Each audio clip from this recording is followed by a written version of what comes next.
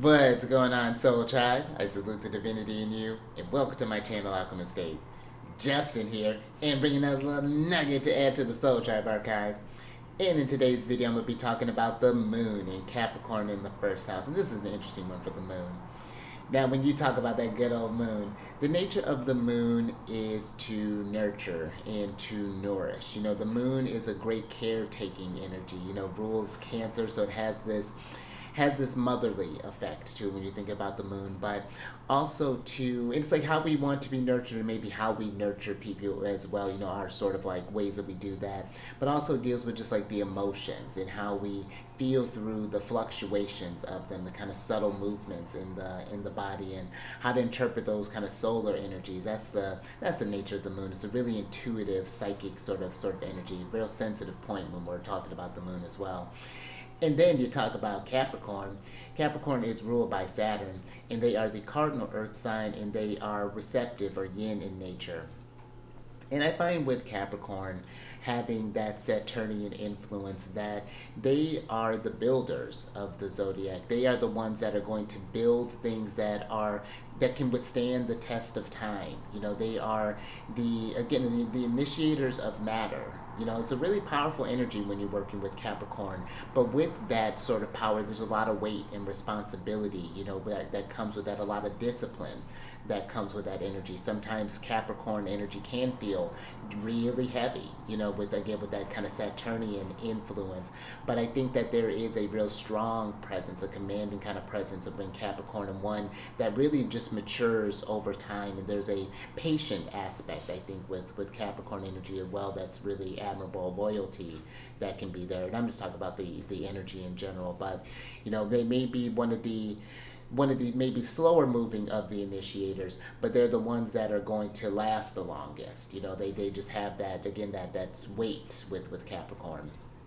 And then you talk about the first house. This in ancient astrology was known as the hour marker, but this is where the ascendant lives, and that's going to be one of those sensitive points in the chart. And this is one of the angular houses, and this is the house that really sets up where the other zodiac themes are going to fall in each of those themes. So it's a very very time sensitive placement in that house. But some of the themes that the first house are going to cover are going to be things like the life and the body, you know, the thing that stores the solar energy. And this can also be just like the vitality, personality can kind of come through there with the first house. But also too, this is, I think, the most important thing is that this is the house of the beginning of all actions, you know, where everything starts with the first house there. So when you're working with this placement, a couple things to consider. One, you would have, surprise, a Capricorn rising by whole sign, and you're going to want to look to Saturn, because Saturn is going to be responsible for this house and of your second house, which is your money house. Money, possessions, resources, and your livelihood. And then the moon is going to be in charge of your seventh house, which is going to be any sort of like relationships, marriage, partners, and just other people in general there, and even living abroad. You know, that's another energy, and all those things are going to flow to that first house. Now, a couple things that I would talk about a person with this placement is one, a really kind of important one, considering that the moon, depending, especially if it falls very close to your ascendant, one, making sure to have a real deep connection with the body, because this is, you talk about Capricorn, the beginning of all earthly things. That's the body, you know, to start off with in this. Well, I mean, there's other things, but you want to make sure that you have a good relationship with your body. I could see this as one where maybe through, considering that the moon rules that seventh house, maybe through like a personal trainer or something like that. Or it doesn't have to be where you have to go to a gym. This could be someone that you follow online. I've been working with Fitness Blender for like 11 years now, and so like doing things that just kind of help keep the body in motion, whether that be different, just different workout routines, or different, just like maybe yoga, or maybe even working with someone as far as like a dietitian, someone to kind of help you, you know, get you figure out your body and help you find which foods work for you, which doesn't. And yeah, just really have that growing relationship and develop that discipline, that sort of routine with the body. Because I think that earth signs in particular are ones that could really have a very strong physique, and not just to look good, but just to feel good in the body as well, to feel grounded in the body. And with the moon being how we feel, that could be a great way for you to process any emotions, because earth energy, like water energy, stores the energy. Water, feels through it a little bit differently, but earth, I think it can be, that stuff kind of builds up there. So you want to have ways of moving through that energy. So like how the earth is always in constant motion, earth quaking a little bit just to loosen up the things. I think you want to have something similar with that as well. Maybe even having like a sort of like a workout buddy could be something really beneficial for you as well. But something where you're just working, really having a good close relationship with the body is one thing that I would talk with about this person. But also too, this could be where if you are one, because I think what can happen sometimes with the moon, oh, because I should mention here too, this is where the moon finds itself in its detriment in Capricorn, because it's furthest from its home sign of Cancer. So where the moon is used to being in Cancer, where it's used to just being able to feel through the emotions, but here it's like, now how do I take the emotions and put them into something more practical? You know what I mean? And emotions are arguably the most impractical things. So this could be where you're having different, whatever sort of hobbies that you want to have. Think about whatever what lights you up. Where do you want to pour your energy? Where do you see yourself? What do you see yourself building long term? Look to that second house. What do you want to, maybe if you're not quite sure what that is, where would you like to make money at? Where do you want to accumulate resources? What are some things that you can invest in? Maybe even, again, that moon ruling that seventh, maybe it can help you find some sort of like mentors or teachers, something to help you find something that moves you. Maybe you end up working with people or looking for people who maybe have a bit more prominent water placements to help you find something that, if you have troubles maybe connecting with something kind of emotionally, that could be something very, really cool as well that can come up with this placement. But I could even see this too as you just being maybe a grounding force for maybe those people who tend to have maybe a lot of water or even a lot of air or a lot of fire.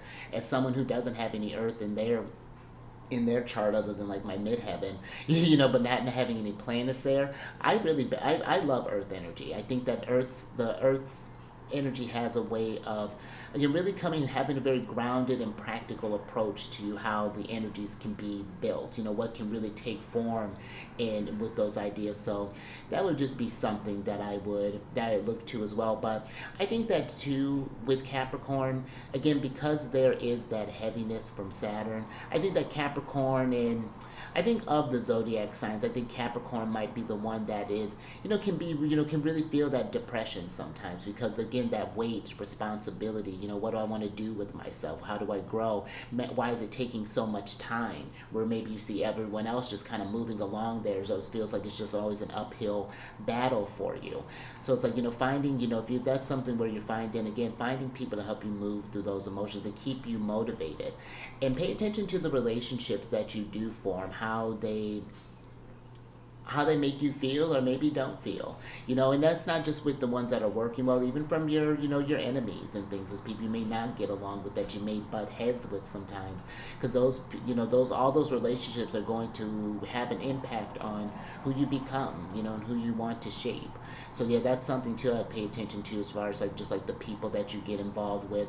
How is this going to benefit us long term? What are we building here together? I think that would be I think a very beneficial sort of question to maybe to ask, as you're going through your relationships. And not that we're just like using each other for things, but that the making sure that there's just like that reciprocity that's there, that healthy relationship between you versus other, and that's just something I think too. Sometimes it's like just being able to hold that space for other people's views and things like that. That may be another thing with the first house. Maybe it can be very, especially maybe if you have a lot of planets in the first house, it can be very kind of self-involved. I have a lot of first house placements, but I think that you need those objective points of view, whether they vibe with you or not, so yeah, that would just be some basic things that I would, maybe one more thing I think that too, that moon begin just thinking about the beginning of all actions. Again, maybe begin having that calling, having a real solid sense of self. And not that you need to get that figured out. Like there's no with Capricorn, I think the beauty of that energy is that there's not a rush. You can take your time and figure things out. If things are gonna move slow anyway, figuring out ways so that you can enjoy it, the process and the growing thing, I think is all the better. So if that can help you kind of maybe take that pressure off if that's something that you feel there. But yeah, those would be just some kind of base things that I would talk about with someone with this placement. You definitely need the whole chart to get an idea of what you're working with. And I would love to hear if you have this placement or know someone who's working with this placement. Down in the comment section. Tell us about this, how you've been working with that. But if that's something that you want to explore a lot deeper, down in the description box there's my email, with the links for the prices of my services right now, and I'm getting ready to change that here soon. I'm just slowly doing some overhaul things, some changes between the two channels. But yeah, if that's something that you're interested in, you can always email me if you have any questions about the services that I provide, whether you want to work with your natal chart, whether you're looking for any sort of like auspicious dates for maybe a move, maybe a wedding, maybe whatever that might be looking like, any big business venture, or if you're wanting to, maybe you just had maybe a solar return, had a birthday that just came up and you want to see what perfection what kind of perfection you're in. That can be something as well. What are going to be some kind of like hotter transits for you to look out for? That's something that we can work out there as well. But until next time. Oh yeah, I think that's all I got for you. Oh, you know what? No, also there is if you want to see what's going on in the news, in the celestial news. On the same channel, I have the go to the tab that is the weekly transits, and has all the videos of all the transits that are going to be coming up for us for the week, how to work with those energies, and what signs and placements that you should look out for. With Saturn getting ready to move into Aries soon, this is going to be potentially squaring your ascendant and your moon placement at some point, depending on if they fall in early degrees or not. So, but for sure, starting next year, so you want to get eyes on that, see where there may be some tension there that's coming through. But until next time, stay mindful out there. Keep raising that vibration through the roof. And I will catch you on the next one. Later.